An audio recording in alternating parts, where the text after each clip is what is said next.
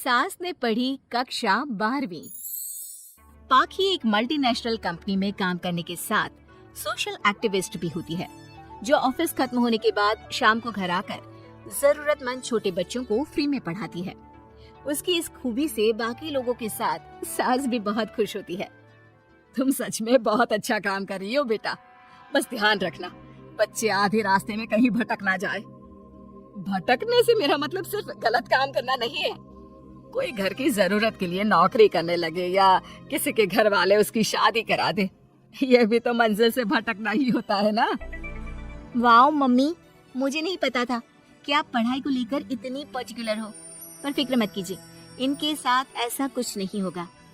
बहू की बात पर मुस्कुराकर सास चली जाती है और पाखी बच्चों को पढ़ाने में बिजी हो जाती है। उसी रात पाखी और विराट साथ बैठकर बातें कर रहे होते हैं, जिसमें बहू सास की पढ़ाई को लेकर नजरिए का विराट के सामने जिक्र करती है। हाँ, मुझे सब पता है, ऐसे ही नहीं ये नालायक लड़का इतना पढ़ लिया। वो मम्मी ही तो है जिन्होंने बचपन से खाना खाया या नहीं से ज्यादा पढ़ाई की या नहीं पूछ पूछ कर मुझे इतना पढ़ने पर मजबूर कर दिया।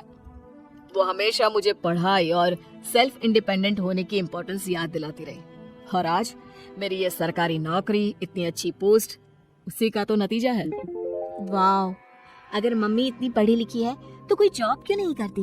और अगर जॉब नहीं करती तो मेरे साथ बच्चों को ही पढ़ा ले। तुम्हें किसने बोला कि मम्मी पढ़ी हुई हैं? उन्होंने तो अपनी 12th क्लास भी पूरी नहीं की। उससे पहले ही नाना जी ने मम्मी की शादी करा दी। शायद इसलिए पढ़ाई और अपने पैरों पर खड़े होने को लेकर उनकी सोच ऐसी है, क्योंकि वो खुद ये सब करना चाहती हो। पत्नी की बात सुन के विराट भी सोच में पड़ जाता है। दोनों मिलकर प्लान बनाते हैं और अगले दिन बच्चों को पढ़ाते हुए पाखी उनके पास एक कुर्सी एक्स्ट्रा लगा देती है। ये एक कुर्सी ज्यादा किसके लिए लगाई है बेटा? कोई नया बच्चा आने वाला है क्या? हाँ जी, आज से मेरी एक नई बच्ची मेरे पास, यानी कि मेरी सास, दोबारा पढ़ाई शुरू करने वाली है। अरे क्या पागल जैसी बात कर रही है? भला ये भी मेरी कोई उम्र है बच्चों के बीच बैठकर पढ़ने की? तो बस ना इनके भविष्य पर ध्यान दे, मुझ पर नहीं। मम्मी, सीखने की कोई उम्र नहीं होती, बस इच्छा होती है, और मुझे पता है कि आपके अंदर वो इच्छा आज भी जिंदा है। अरे तू बस अपने काम और इन बच्चों पर ध्यान दे। यहाँ बस सबको बोलने से मतलब है, किसी को नहीं सोचना। अगर बात बाहर निकली तो समाज क्या सोचेगा और परिवार का कितना नाम बदनाम होगा। मम्मी, आपने पापा और इस परिवार के बारे में बहुत सोच लिया। सबकी खुशियों के लिए अपने सपने बहुत कुर्बान कर दिए। अब ये वक्त अपने पर ध्यान देने का है। और जिस समाज की आप बात कर रही हो ना, उसकी तो आदत है हर कामयाब होते इंसान पर पत्थर मारने की। बेटी को भी बहू का साथ देते देख सास गुस्से में अपना सर पकड़कर बड़बड़ाते हुए वहाँ से चली जाती है। ये स्टूडेंट थोड़ी जिद्दी है, पर इन्हें मैंने 12th क्लास पास नहीं कराई तो मैं भी अपनी सास की बहू नहीं। ये देखने में तो मजा ही आ जाएगा। इसी के साथ पति पत्नी मिलकर सास को पढ़ाने के मिशन पर लग जाते हैं, लेकिन सास उनकी हर कोशिश को नाकाम कर देती है। एक शाम विराट अपनी मम्मी के लिए 12th क्लास की बुक्स लेकर आता है, जिन्हें देखकर इस बार सास का गुस्सा उन दोनों पर मानो फूट ही पड़ता है।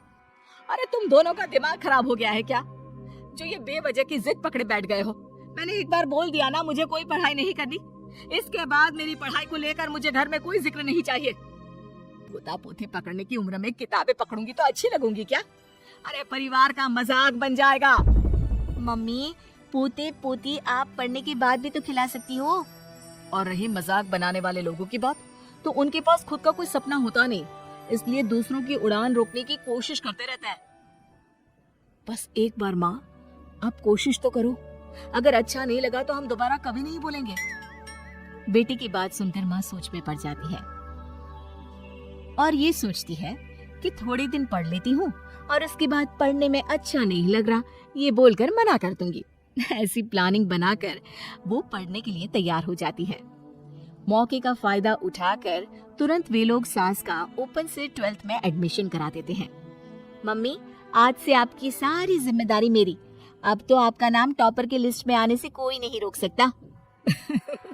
ये मेरे सीधे बच्चे, इन्हें अंदाजा भी नहीं कि माँ का प्लान क्या है। पाखी सास को पढ़ाना शुरू करती है। दिन बीतते हैं, जिसमें धीरे धीरे सास भी कंफर्टेबल होने लगती है, लेकिन फिर पाखी एक सब्जेक्ट पढ़ने के लिए ट्यूशन जाने का सजेशन देती है, जिस पर बहुत गुस्सा, ड्रामा करने और पाखी के लाख बार मनाने के बाद एक बार फिर सास तैयार हो जाती है। थैंक यू मम्मी, आपको नहीं पता कि आपका 12th क्लास पढ़ना हम दोनों के लिए कितना जरूरी है। अब ये सिर्फ आपका नहीं, हमारा सपना भी बन गया है। बहू की बात सुनकर सास अपने प्लान को लेकर सोच में पड़ जाती है। अगले दिन पाखी सास के साथ उन्हें ट्यूशन छोड़ने जा रही होती है, जहाँ रास्ते में पड़ोस की कुछ औरतें बैठी मिलती हैं।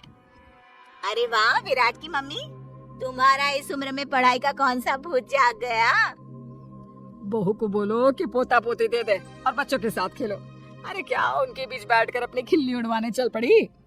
आंटी जी, जब सरकार या भगवान ने सीखने की कोई उम्र नहीं रखी तो आपको क्या दिक्कत है? अरे देखो तो जरा, बहू की जुबान कैसे कैंची जैसी चल रही है। अब सास घर संभालने की जगह इन सब चीजों पर ध्यान रखेगी तो बहू के तो ये हाल होने ही है ना। देखा बहू, इसलिए बोलती थी, अरे खाली दिमाग वालों से बहस नहीं करनी चाहिए, क्योंकि वो जब भी मुंह खोलेंगे गू ही बोलेंगे।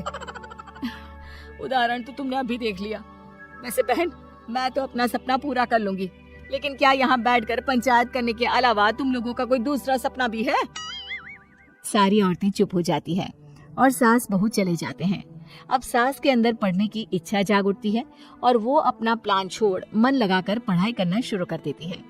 देखते ही देखते 1 साल बीतता है और बोर्ड एग्जाम शुरू हो जाते हैं।